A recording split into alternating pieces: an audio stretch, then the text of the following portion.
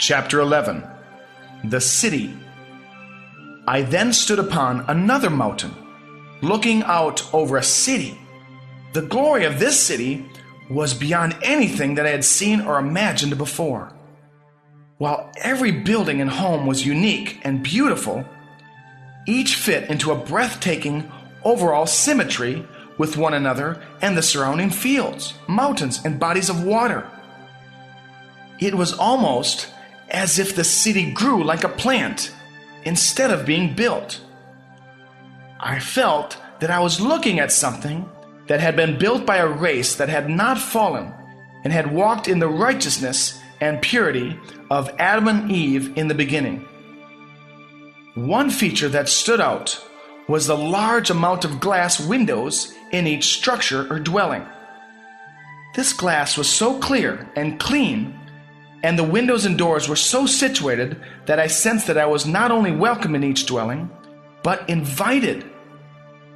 It was also as if nothing was hidden, and there was no danger of anything being stolen.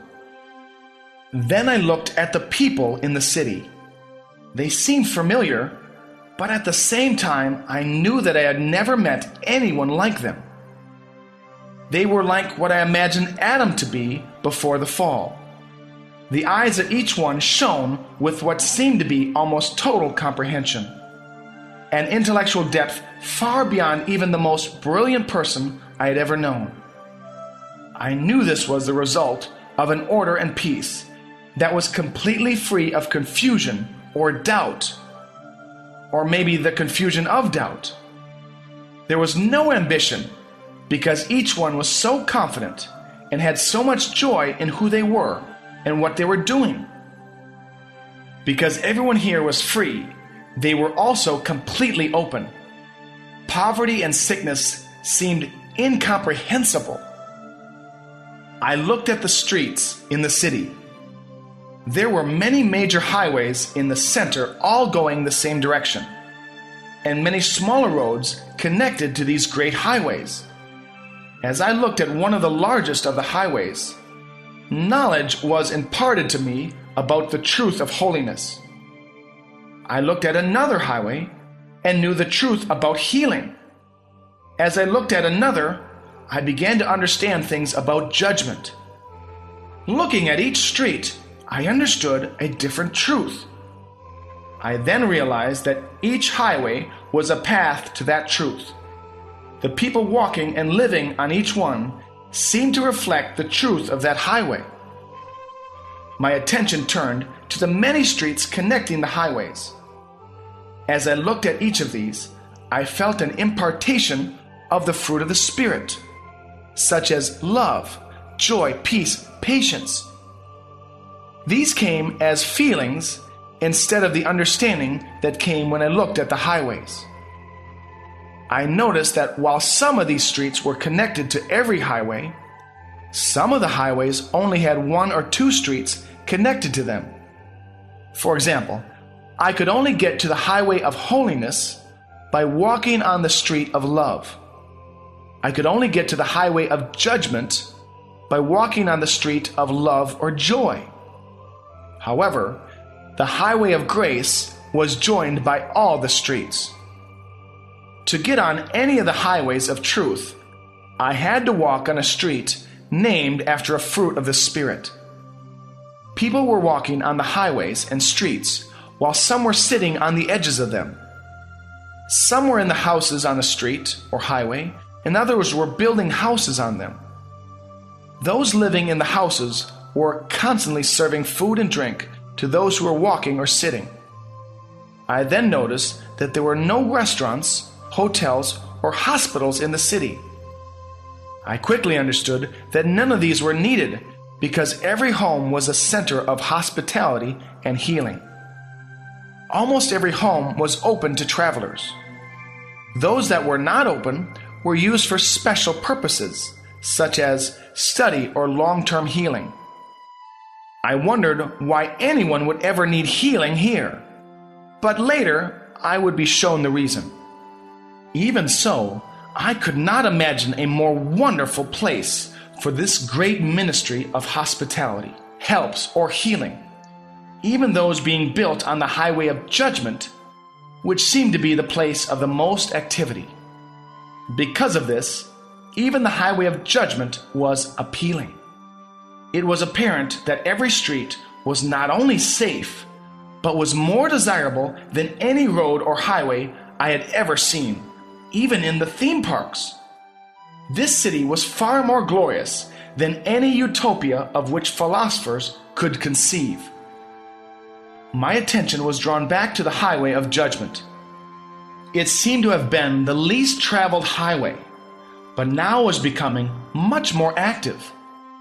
I then saw that this was because the other streets and highways all flowed toward this one. However, even though the highway of judgment was becoming the center of activity, people still seemed hesitant to enter it. As I looked toward the end of the highway, I could see that the road was on a steady incline, and there was a high mountain at the end, which was enveloped in a subtle but profound glory. I knew that if the people could see the end of the road, there would have been far more traveling on it. I then realized that I was being drawn to this road because it had the same feeling to it as the great hall of judgment. I knew that this was the road that led to knowing the Lord as the righteous judge. The bond of peace. I wondered if the city was heaven or the New Jerusalem. Then I observed that even though these people were of a stature far beyond anything that I've seen on earth, they did not have the glory or stature of those in even the lowest positions in the hall of judgment. I was wondering about this when I felt wisdom standing next to me again. "These are the same people who you saw in my army," he began. "The city and the army are the same. My coming leaders have had visions of both my army and my city. I am building both, and I will use the leaders I am now preparing to complete what I began generations ago. My generals will become master builders for my city, and my master builders will also become generals. These are the same. One day, the army will no longer be needed, but this city will last forever. You must prepare the army for its present battles, but build all that you build for the future. There is a future for the earth. After my judgments have come, it will be a glorious future. I'm about to show my people the future so that the future will be in their hearts. As Solomon wrote, everything God does will remain forever. As my people become like me, they will build that which will last. They will do all that they do with a peace for the present times and a vision for the future. The city that I am building to last forever is built on truth in the hearts of men. My truth will endure, and those who walk in truth will leave fruit that will remain. I am coming to the earth in my people as wisdom to build my city. The knowledge of truth will fill my city, but wisdom will build it. The wisdom that is coming upon my builders will cause the world to marvel at my city, even more than it marveled at the city that Solomon built. Men have worshipped their own wisdom since they first ate of the tree of knowledge. The world's wisdom is about to pale before my wisdom, which I will reveal through my city. Then those who worship any other wisdom will be ashamed. All that Solomon did was a prophecy of what I am about to build. In all that you have seen of the city that I am building, I have only given you a superficial glimpse. From time to time, you will be shown more. But for now, you must see one thing. What did you notice the most about this city? The one thing that stood out the most to me was the harmony. Everything in the city fit so perfectly together, and the whole city fit so perfectly in its environment, I responded. The perfect bond of peace is love, the Lord continued. In my city there will be unity. In all that I created there was harmony. All things fit together in me. Everything that I am doing in the earth is to restore the original harmony between my Father and his creation, and among all creatures. When mankind lives in harmony with me, the earth will be in harmony with him, and there will be no more earthquakes, floods, or storms. I came to bring peace on earth. As he spoke, I knew that I was looking into the future, just as I had looked when I viewed the army. I also knew that what he had said about building with peace in the present and a vision for the future was also essential for the harmony I saw. Time was part of his creation, within which we had to fit. Wisdom then turned to me so that I looked directly into his eyes and said, I love my creation. I love the beasts of the field and the fish of the sea. I will restore all things as they were intended to be, but I must first restore mankind. I did not come to just redeem, but to restore. To be a part of my ministry of restoration, you must not just see others as they are, but as they are to become. Like Ezekiel, you must see in even the driest bones an exceedingly great army. You must prophesy life to the bones until they become the army that I have called them to be. Then my army will march. When my army marches, it will restore, not destroy. It will fight evil, but it will also build the city of righteousness. All the treasures of earth cannot weigh in the balance with the value of a single soul. I am building my city in the hearts of men, with the hearts of men. Those who keep the great wisdom, the knowledge of the eternal treasures, will be used to build my city. You will know my builders by this wisdom. They do not set their minds on earthly things, but on the treasures of heaven. Because of this, the world will bring its wealth to my city, just as it did in the times of Solomon. I am about to release my wise master builders. You must walk with them, and they must all walk together. Each of the highways and streets that you saw in this city will begin as a fortress of truth in the earth. Each fortress will stand against the powers of darkness, and those powers will not be able to stand against them. Each will be like a mountain, with rivers flowing from it to water the earth. Each will be a city of refuge and a haven for all who seek me. No weapon that is formed against them will prosper, and no weapon that I give to them will fail. The Lord's builders. As wisdom spoke, my eyes were opened to see the most beautiful valley I had ever seen. The mountains forming the valley and the valley itself were more green than any green I could remember having seen. The rocks were like fortresses made of silver, and the trees were perfect and full. There was a river in the middle, fed by streams flowing from every mountain around it. The water sparkled with a blue that was the bluest tint I had ever seen, and beautifully matched the sky. Every blade of grass was perfect. The valley was filled with many kinds of animals, which all seemed to be the very best of their breed, with no diseases or scars. They fit perfectly with the valley and with one another. I had never seen such a desirable place on earth. I wondered if I was seeing the Garden of Eden. And then I saw a few soldiers in full armor who were surveying the valley. Other soldiers were following each stream to the river, and then following the river to the place where the first soldier was surveying.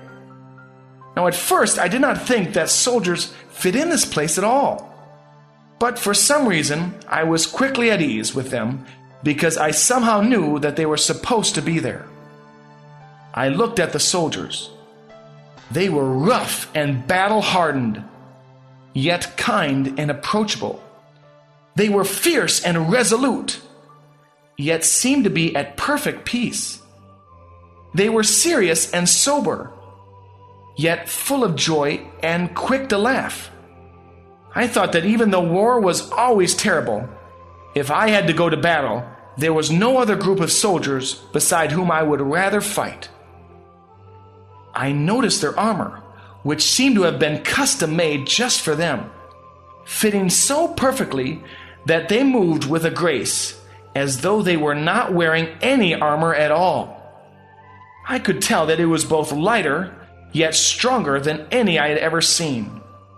The armor also seemed to be a perfect combination of the colors of the water, mountain, and blue sky, which I soon realized was the reflection of those colors in a purity I had never before seen in a reflection. The armor itself was of an otherworldly silver, deeper and purer than any silver on earth. As I was wondering who these soldiers were, the Lord began to speak. "In my Father's house are many dwelling places," he replied. "These are my builders. Each of my houses will be a fortress from which I will send out my armies. Some will go forth as knights to fight for the poor and oppressed, while others will go forth as small companies who will raid the strongholds of the enemy and bring back the spoils.